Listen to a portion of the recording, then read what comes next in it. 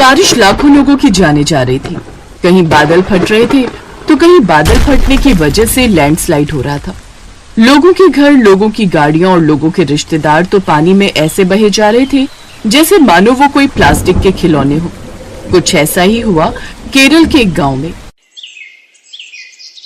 माँ, मैं काम पर जा रहा हूँ, अपना ख्याल रखना। इतनी तेज बारिश हो रही है, आसमान में बिजली भी बहुत तेज कड़क रही है।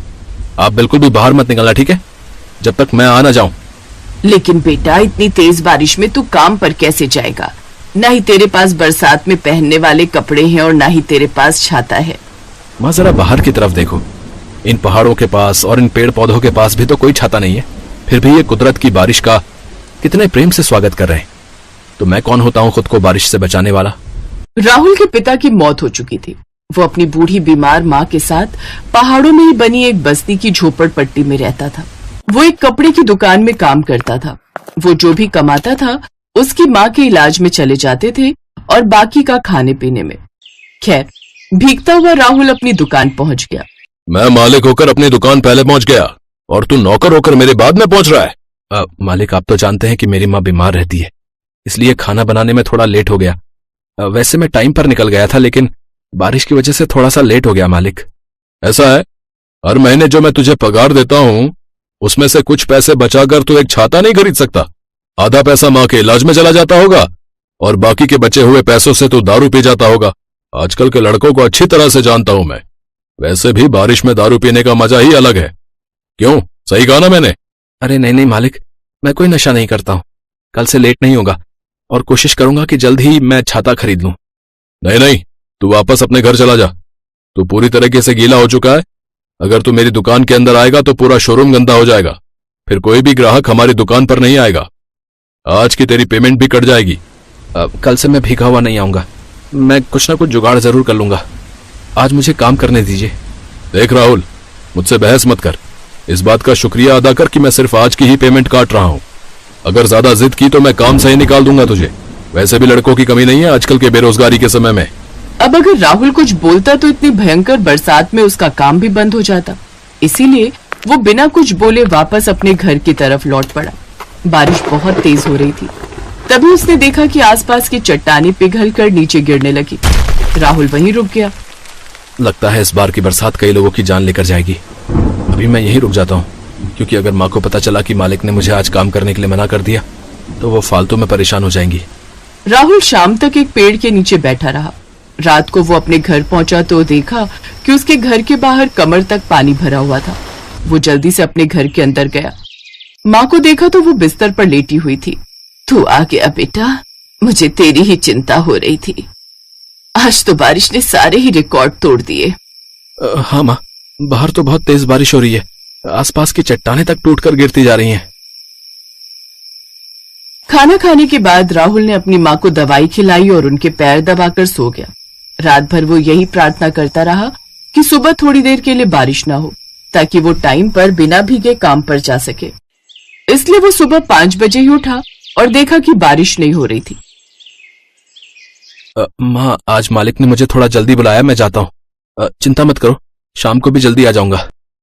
इतना कहकर राहुल सुबह 5 बजे ही निकल गया, लेकिन शायद कुदरत को कुछ और ही मंजूर था। वो थोड़ी दूर पहुंचा ही था कि तभी अचानक मूसलाधार बारिश शुरू हो गई। वो खुद को भीगने से बचाने के लिए किसी चट्टान पर बने एक बहुत बड़े पेड़ के नीचे बैठ गया। अभी तो दुकान खुलने में 2 घंटा बाकी है, थोड़ी देर यहीं बैठता हूँ। जैसे ही पानी बंद होगा निकल जाऊंगा। राहुल वहीं बैठा रहा, लेकिन बारिश कम होने की बजाय और भी तेज हो गई। तभी जहाँ पर राहुल बैठा था वहाँ की चट्टानें टूटकर नीचे की तरफ गिरने लगी। राहुल वहाँ से थोड़ा हट गया, लेकिन तभी उसने देखा कि एक अघोरी बाबा वहाँ से गुजर रहे थे और एक बहुत बड़ी चट्टान टूटकर उन बाबा के ऊपर गिरने ही वाली थी कि तभी राहुल बीच में आ गया और वो चट्टान राहुल की पीठ से टकराकर दूसरी तरफ गिर गई। जीते रहो बेटा, आज तुमने इस अघोरी की जान बचा ली। बाबा, मेरी जगह कोई भी होता तो वो आपकी जान बचाता ही। आप जैसी महात्माओं के आशीर्वाद से ही तो ये दुनिया चल रही है। आपको भला मैं कैसे कुछ होने दे सकता था? बेटा, हर एक इंसान के अंदर एक महापुरुष बैठा होता है, लेकिन वो सोया हुआ होता है। अनजाने में ही सही, लेकिन तुम्हारे अंदर बैठा हुआ ईश्वर अचानक जाग गया और उसी ईश्वर ने मेरी जान बचा ली। लेकिन तुम इतनी तेज बारिश में यहाँ चट्टान पर अकेले क्यों बैठे हुए हो? अरे बाबा जी, अब आपको क्या बताऊं। जहां मैं काम करता हूं वहां पर अगर मैं भीगा हुआ चला जाता तो मेरा मालिक दुकान के अंदर नहीं घुसने देता। मैंने सोचा था कि जल्दी घर से निकल जाऊंगा और बिना भीगे दुकान पर पहुंच जाऊंगा, लेकिन तभी अचानक बारिश बीच में होने लगी और मैं भीगने से बचने के लिए यहीं पर बैठ गया। लेकिन आपको बचाते बचाते मैं फिर से भीग गया। बेटा, जब तुम काम करते हो तो एक छाता क्यों नहीं ले लेते? अब मैं आपको क्या बताऊं बाबा जी। इससे पहले कि राहुल उन्हें कुछ बोल पाता, उस अघोरी बाबा ने उसे बोलने से रोक लिया। आगे कुछ मत बोल बच्चा, बाबा को सब पता है। ये ले बेटा, तुमने मेरी जान बचाई, उसके बदले में मैं तुम्हें ये छाता देता हूं। लेकिन बाबा, फिर आपको बारिश से कौन बचाएगा? इतनी बड़ी चट्टान से मुझे तुमने बचा ही लिया, बारिश से भी कोई ना कोई बचा ही लेगा बेटा। इतना कहकर अघोरी बाबा हंसते हंसते वहां से चले गए। राहुल खुश हो गया क्योंकि उसे छाता मिल चुका था, लेकिन वो भी बहुत भीग चुका था बाबा को बचाने के चक्कर में। किसी तरह वो अपनी दुकान पहुंच गया। हाँ भाई, ये क्या, छाता होते हुए भी तुम इतना भीग गए? और ये कपड़े इतने गंदे कैसे हो गए? पीछे देखो, फट भी गए हैं तुम्हारे कपड़े। और ये छाता पक्का जरूर किसी से छीना होगा तुमने, तभी तो सारे कपड़े फट गए छीना झपटी में। निकल जाओ, मैं अब तुम्हें काम पर नहीं रख सकता। अरे नहीं नहीं, मैं आपको पूरी बात बताता हूँ। राहुल ने पूरी बात बताई। अच्छा, तो तूने उन महात्मा को बचा लिया, इसका मतलब तू महात्मा से भी बढ़कर है। इतनी बड़ी बड़ी कहानियां सुनाने की कोई जरूरत नहीं है, मैं तुझ जैसे लोगों को अच्छी तरह से जानता हूँ। निकल जाओ, मैं अकेले ही दुकान चला लूंगा, जाओ। राहुल अपने मालिक के सामने गिड़गिड़ाता रहा, लेकिन उसने उसकी बात बिल्कुल नहीं सुनी। राहुल इधर उधर काम ढूंढता रहा, लेकिन इतनी बरसात में उसे कौन काम देता। वो रास्ते में किसी चट्टान पर बैठ गया। धीरे धीरे शाम हो गई। ऊपर वाले, मुझे तेरी एक बात समझ में नहीं आती। अगर तू किसी को गरीब बनाता है और उसे समस्याएं देता है तो उनकी समस्याएं और भी ज्यादा बढ़ाता क्यों रहता है? मेरा बाप मर गया, मेरी माँ मरने की कगार पर है, एक छोटा सा काम था वो भी तूने छीन लिया। इससे अच्छा मुझे और मेरी माँ को भी उठा ले। इतने में आसमान में एक बहुत ही जोरदार गर्जना हुई। बादल फट गया, चट्टानें टूटकर नीचे बस्ती की तरफ बढ़ने लगी। सारे लोग भागकर अपनी बस्तियों से बाहर आ गए। बस्तियां बह रही थी। राहुल भी उन सभी के पास पहुंच गया। लोग चीख रहे थे, चिल्ला रहे थे, बचाओ, अरे बचाओ भैया, आप लोग मेरे छाते के नीचे आ जाओ। कुछ लोग राहुल के छाते के नीचे आ गए। इतने में उसका छाता बड़ा हो गया। फिर कुछ और लोग उसके छाते के नीचे आ गए। छाता और भी बड़ा हो गया। राहुल हैरान हो गया। धीरे धीरे करके पूरा गांव उसके छाते के नीचे आ गया। उनमें उसके मालिक का परिवार भी था और खुद मालिक भी। अब ऊपर से चट्टानें गिर रही थी, लेकिन राहुल का छाता उन चट्टानों को रोक ले रहा था। अब उस पूरे गांव में ना ही पानी आ रहा था और ना ही चट्टानों की वजह से किसी का घर और बर्बाद हुआ, ना ही किसी की जान गई। अब राहुल ऐसा लग रहा था जैसे गोवर्धन पर्वत लिए हुए खुद कृष्ण भगवान पूरे गांव वालों को बचा रहे हो। बारिश थमी। राहुल, तेरे अंदर तो सच में परमात्मा विराजमान हो गए हैं। श्री कृष्ण ने गोवर्धन पर्वत उठाया था और तूने इस जादुई छाते से हम सबकी जान बचा ली। इस लैंडस्लाइड की वजह से चट्टाने गिरने से पूरा गांव तबाह हो जाता, लेकिन तेरी वजह से सब कुछ बच गया। मुझे माफ कर दे बेटा। तभी छाते में से पैसों की बारिश होने लगी और ढेर सारा पैसा जमा हो गया। राहुल की गरीबी तो मिट गई, जिससे कि उस इलाके का हर एक परिवार गरीबी रेखा से बाहर आ गया। उस दिन के बाद से राहुल को पूरी बस्ती जानने लगी और राहुल खुशी खुशी रहने लगा। जंगल के बीचों बीच 5 बहनों को बांध कर रखा गया है, वो भी लोहे की जंजीरों से। कोई हिल भी नहीं पा रहा है। उनके सामने रमेश, बिमला, नंदिनी और बिमला के बाकी 4 बेटे खड़े हैं। उनके हाथ में जलती हुई मशालें हैं। रमेश जोर जोर से हंस पड़ता है। कौन बचाएगा तुम लोगों को? यहाँ हम लोगों के अलावा और कोई नहीं है। अब हम तुम सभी को जलाकर राख कर देंगे। ये बोलकर वो चारों लोगों की तरफ आग लगा देते हैं और जोर जोर से हंसने लगते हैं। अब तुम लोग हमें रोक नहीं पाओगे। अब क्या होगा? क्या 5 बहनें बच पाएंगी? मगर इन लोगों के साथ ऐसा बर्ताव क्यों किया जा रहा है? आखिर किस काम से रोकने की बात हो रही है? ये जानने के लिए इस कहानी को शुरू से शुरू करना पड़ेगा। इस कहानी की शुरुआत होती है राधेगंज नाम के गांव से, जहां अंजलि, शेफाली, अनुराधा, माधुरी और पायल नाम की 5 बहनों का जन्म हुआ। पायल को जन्म देने के बाद उनकी माँ का देहांत हो गया और कुछ ही दिन बाद उनके पिता भी चल बसे। उन 5 बहनों में से अंजलि सबसे बड़ी थी। इसीलिए अंजलि ने ही काम करके सबका पेट भरने की जिम्मेदारी अपने कंधों पर ली। मगर एक छोटी सी बच्ची को कौन काम देगा? इधर उधर घूमने के बाद भी अंजलि को काम नहीं मिला। आज भी मुझे कोई काम नहीं मिला, आज भी हम सबको भूखा सोना पड़ेगा। कोई बात नहीं दीदी, हम भूखे ही सो जाएंगे, आप उदास मत हो। हम दोनों तो सो जाएंगे शेफाली, लेकिन बाकियों का क्या होगा? ये पायल तो इतनी छोटी है, उसे तो कुछ पता भी नहीं है। दीदी, मुझे लगता है हमें ऐसे कोई काम नहीं देगा। हम छोटे हैं, हमसे क्या ही काम करवाएगा कोई। इससे अच्छा हम कुछ और करते हैं। और क्या करें शेफाली? आज गांव के लोग आपस में बातें कर रहे थे कि गांव में एक बहुत बड़ा जादूगर आने वाला है और जादू देखने के लिए टिकट लेना पड़ेगा। एक टिकट की कीमत 100 रुपए है। हम भी तो जादू सीख सकते हैं दीदी। जादू सीख कर सभी को दिखाएंगे और पैसा कमाएंगे। हाँ, ये तूने सही कहा शेफाली। इसके बाद अंजलि ने खुद से ही कुछ जादू का करतब करना सीख लिया और इधर उधर घूमकर लोगों को दिखाने लगी। जादू का खेल तो सबको पसंद होता है, इसीलिए जादू देखने के बाद सब लोग अंजलि को पैसे भी देने लगे। उन पैसों से अंजलि घर चलाने लगी। ऐसे ही समय बीतता गया, सभी बड़े होने लगे और पांचों बहनें मिलकर जादू का खेल दिखाने लगी। ये करते करते पांचों बहनें जवान हो गई। दिन भर पांचों बहनें यहाँ वहां घूमकर जादू का खेल दिखाती और शाम को घर लौटकर सभी अंजलि को सारे पैसे दे देती हैं। पांचों के बीच बहुत प्यार होता है। ये लीजिए अंजलि दीदी, आज जादू का खेल दिखाकर बस इतना ही हो पाया। आज मेरा भी ज्यादा नहीं हुआ। कोई बात नहीं, हर रोज एक जैसा थोड़ी होता है। हम पांचों ऐसे ही एक साथ रहेंगे और सारा सुख दुख एक साथ बांट लेंगे। तभी वहां पर गांव के मुखिया जी आते हैं। अरे मुखिया जी, आप यहाँ आइए, बैठिए ना, बोलिए क्या बात है?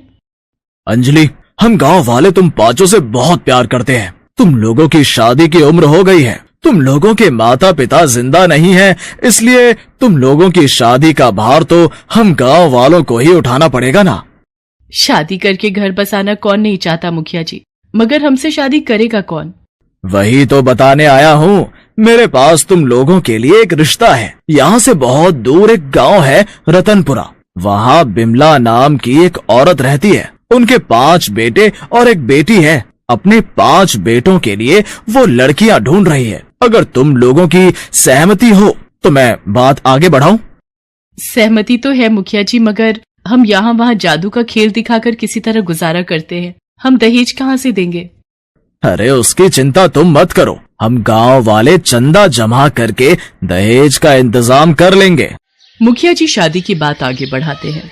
बिमला को 5 लड़कियां पसंद आती हैं। वो दहेज में 5 लाख रुपए की मांग करती है। मुखिया जी मान जाते हैं और सभी गांव वाले मिलकर दहेज का सारा पैसा बिमला के हाथों में दे देते हैं। 5 बहनों की शादी हो जाती है और वो ससुराल चली जाती हैं। आज मेरा सपना सच हो गया। आज हम 5 को एक घर मिल गया। लेकिन अंजलि की खुशी ज्यादा दिन टिकी नहीं। 2-3 दिन बाद से ही 5 बहनों पर अत्याचार शुरू हो गया। बिमला 5 से घर के सारे काम करवाने लगी। उनकी ननद नंदिनी भी 5 पर हुकूमत करने लगी। ए भाभी, मेरे कपड़े धो देना। और वो सबसे छोटी वाली, क्या नाम है तुम्हारा? मेरा नाम पायल है। हाँ पायल, इधर आओ, मेरे पैर में दर्द हो रहा है, मेरे पैर दबा दो। वो 5 बस यही करने लगी। अंजलि का पति रमेश भी अंजलि को मारने पीटने लगा। सिर्फ रमेश ही क्यों, रमेश के चारों भाई ऐसा ही बर्ताव करने लगे। मगर अंजलि को पता है कि वो लोग अभी गांव वापस नहीं जा सकती, क्योंकि गांव वालों ने बड़ी मुश्किल से उन लोगों की शादी करवाई है। इसीलिए वो लोग सब कुछ चुपचाप सहने लगी। ऐसे ही 1 साल बीत गया।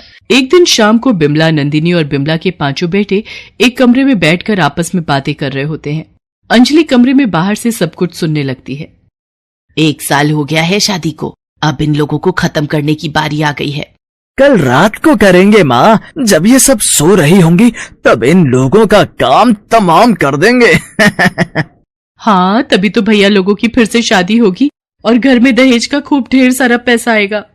ये सुनने के बाद अंजलि को सब कुछ पता चल जाता है कि ये लोग हर साल नई नई शादियां करते हैं और दहेज के पैसों से ही घर चलाते हैं। कमरे के अंदर से बिमला कहती है, मगर ये काम करेंगे कब? अंजलि डर जाती है। वो तुरंत अपनी बाकी बहनों को ये बात बताती है और उसी रात चुपके से उस घर से 5 बहनें भाग जाती हैं। भागते भागते वो एक जंगल में पहुंच जाती हैं। अंजलि दीदी, हमने क्या सोचा था और क्या हुआ? हम तो बस एक घर चाहते थे। वही तो, पता नहीं अब क्या करेंगे। गांव वापस भी नहीं जा पाएंगे और इन लोगों के सामने भी नहीं जा सकते, नहीं तो ये लोग हमें मार डालेंगे। इससे अच्छा हम खुद ही आत्महत्या कर लेते हैं, सारा दुख खत्म हो जाएगा। ये बात बोलते ही वहां हवा चलने लगती है। पेड़ पौधे सब कुछ हिलने लगते हैं और उन लोगों के सामने एक पिशाचिन प्रकट होती है।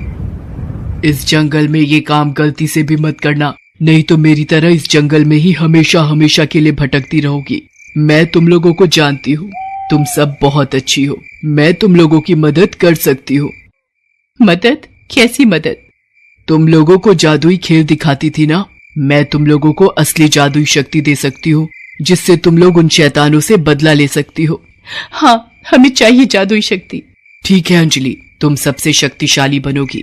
शेफाली, तुम आग से ज्वाला निकाल सकोगी। अनुराधा, तुम पानी निकाल सकोगी। माधुरी, तुम जितनी मर्जी लंबी हो सकोगी। और पायल, तुम एक चुटकी में कहीं भी पहुंच सकोगी। ये बोलकर वो पिशाचिन गायब हो जाती है। पांचों में जादुई शक्ति आ जाती है। तो चलो अब उन लोगों से बदला लेते हैं। पता नहीं उन लोगों ने कितनी सारी लड़कियों का सर्वनाश किया है, अब और नहीं करने देंगे। ये बोलकर पायल अंजलि का हाथ पकड़ती है, अंजलि शेफाली का, और इसी तरह सभी एक दूसरे का हाथ पकड़ लेते हैं और पायल सभी को लेकर एक चुटकी में वहाँ से गायब हो जाती है। वो लोग बिमला के घर के सामने आ जाते हैं। वाह, ये शक्ति तो कमाल की है। तभी वहाँ रमेश घर के बाहर आ जाता है।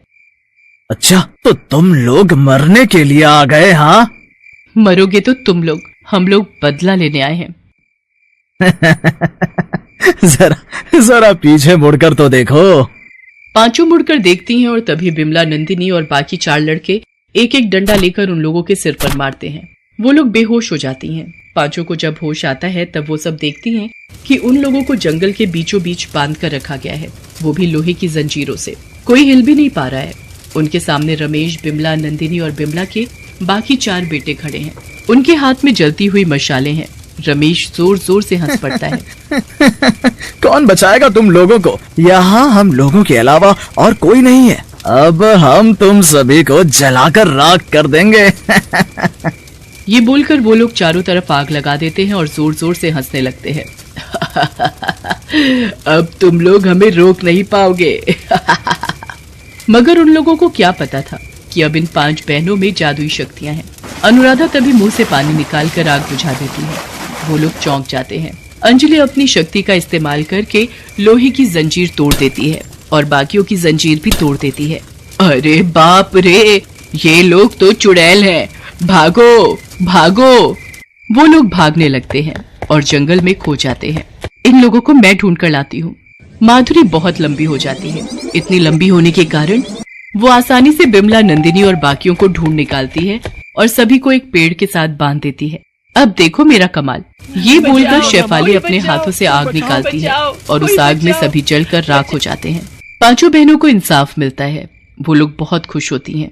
ये लोग अब और किसी भी लड़की का सर्वनाश नहीं कर पाएंगे। इसके बाद 5 बहनें जंगल में शांति से बस जाती हैं और खुशी खुशी जिंदगी व्यतीत करने लगती हैं। हेलो दोस्तों, कैसे हैं आप सब? हमारी कहानियाँ देखने के लिए हमारे चैनल को सब्सक्राइब कीजिए और हाँ, बेल आइकॉन पर क्लिक करना मत भूलिएगा।